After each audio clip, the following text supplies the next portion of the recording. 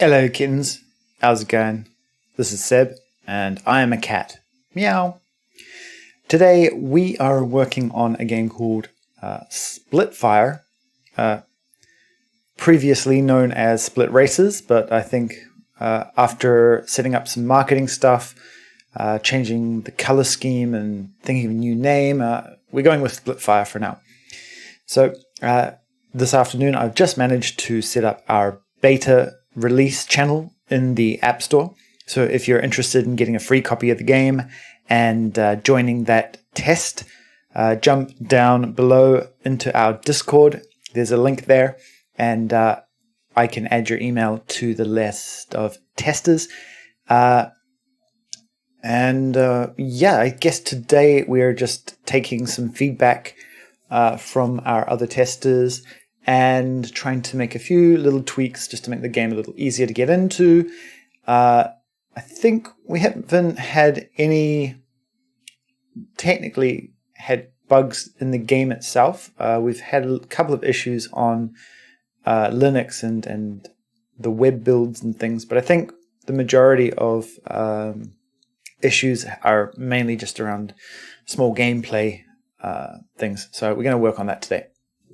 All right, so let's jump into Godot, and I'll set up like a little play around so that we can see where we're at.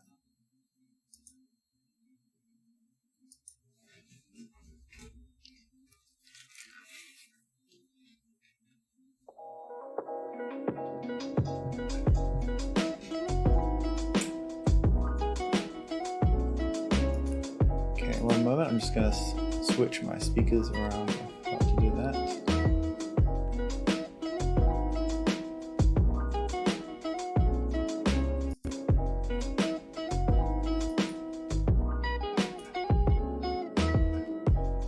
Okay, let's see if this is going to work. With the game, the sound.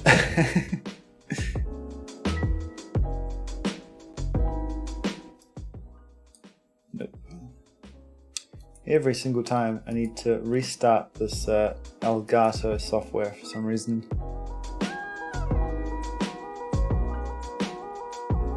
Sweet. All right.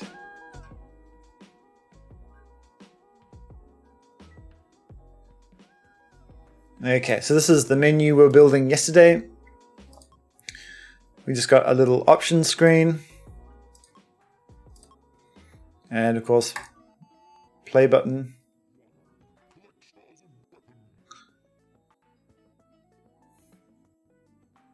All right, so the game consists of two phases. It's a split screen game for the mobile, which is kind of unique. And each player just has 3 buttons. So it's kind of an odd control scheme, but once you get used to it, it's actually quite intuitive. So each player has to race around the level, collecting as many stars as they possibly can. And stars are essentially like Sonic the Hedgehog's power rings. So as you can see, the green player has 0 stars. So if I fire up this laser, he's just going to die immediately because he has no stars.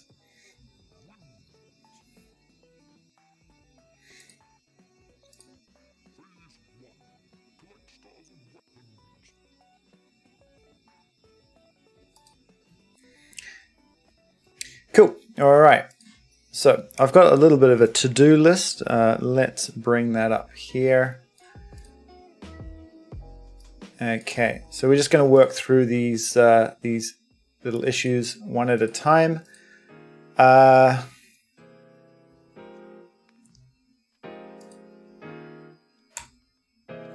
destroying. Well, jarring. I think we need to seed the random level picker. So right now, because of the way Godot works, we get the same random seed every time. And that means that the same level plays over and over again. In fact, what we could actually do here is add some more levels as well, because that's probably pretty important. Okay, so that's actually not a crash. Shooting button minimizes the app.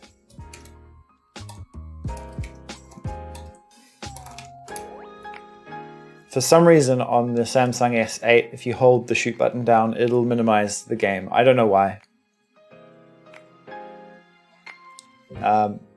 So I'm probably going to do that off stream because mobile testing is not easy to stream at all.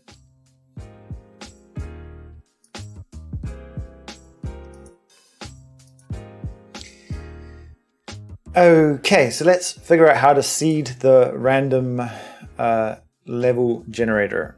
Now, I think there should be a relatively easy way to do this in Godot.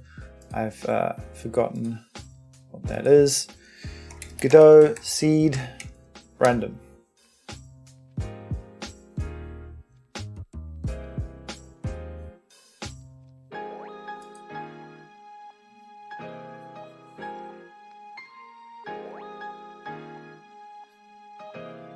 Okay, so we can just seed with the time, I guess. All right.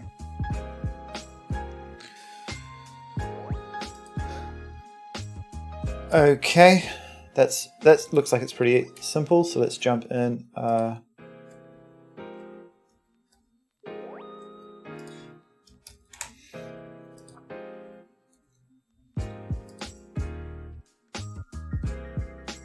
Okay. So I guess it's the game that's loading the random levels, is it? Or the world?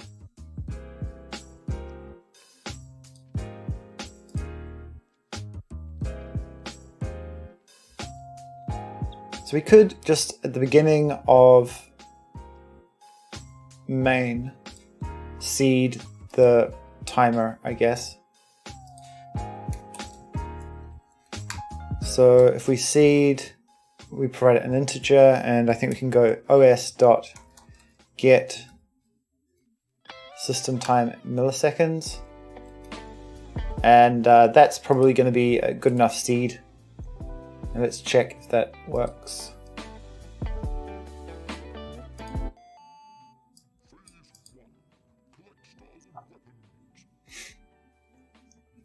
Cool, that has worked.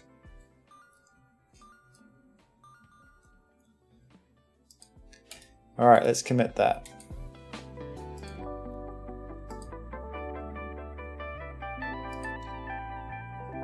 Okay, so we'll say this is seed random, seed RNG with system time. All right, cool. What's all this stuff? Okay.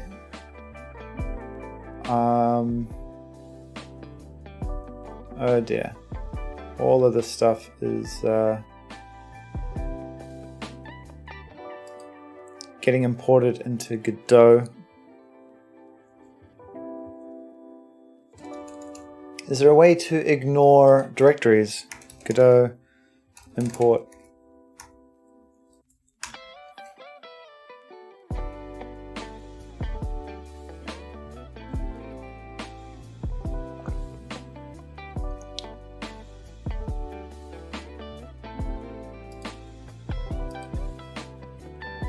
Okay, gd ignore to a directory. That's quite useful. All right, so let's grab our marketing directory and just add gd ignore there. I probably should have organized my game in a subdirectory of the project, but hindsight, right? Okay, so we don't want scripts, so we can probably put a gd ignore in here as well. And I think all the rest of this stuff. So the Android and I guess exports should be gd ignore as well.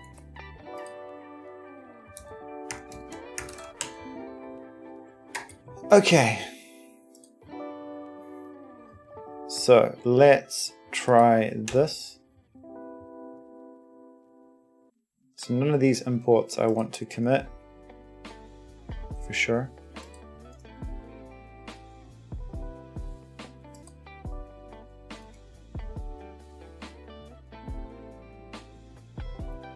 Okay.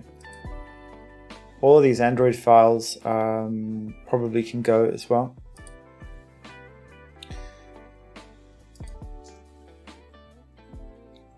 All right, we can say here this is added GD ignore files, right?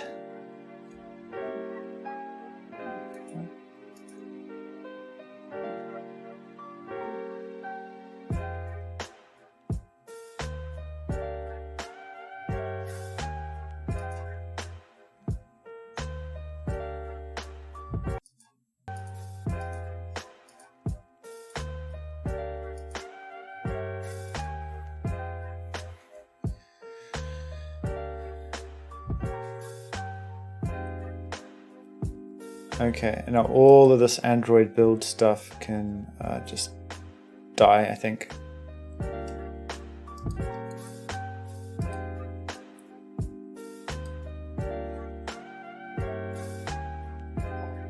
Cool. And this is updated build scripts.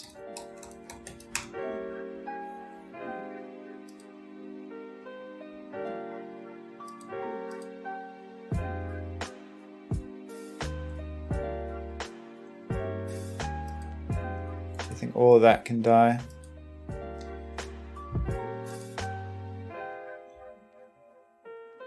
I might want to close Godot before I do any of this.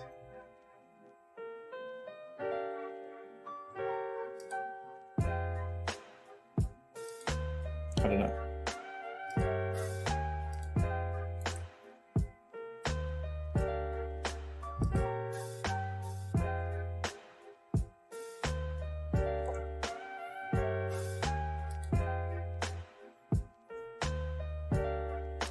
Okay, so this is updating marketing material.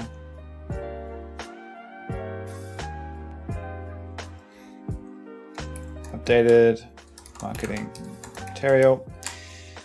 So if you are interested in joining the beta stream for the test, jump on Discord or just fire your Gmail email address in chat or DM me or whatever. I'll add you to the list of testers and we can add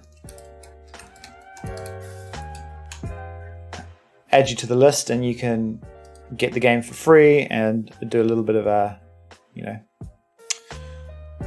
download and stuff. Okay, so how do can I just remove these imports? I think I can.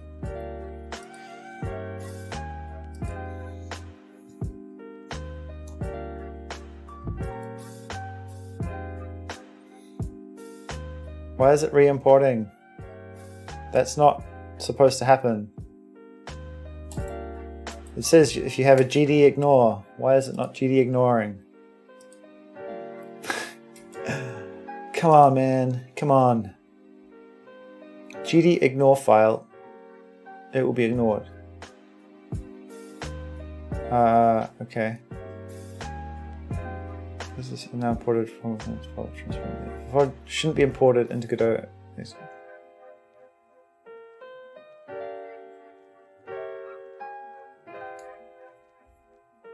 Okay, maybe I should instead have a gdignore file at the root.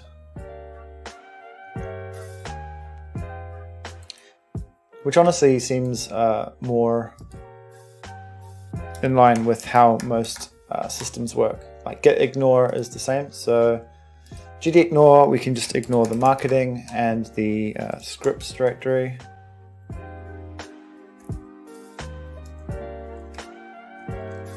Okay, I think in my next game, say added root gd ignore. So this is going to be my first commercial Godot game.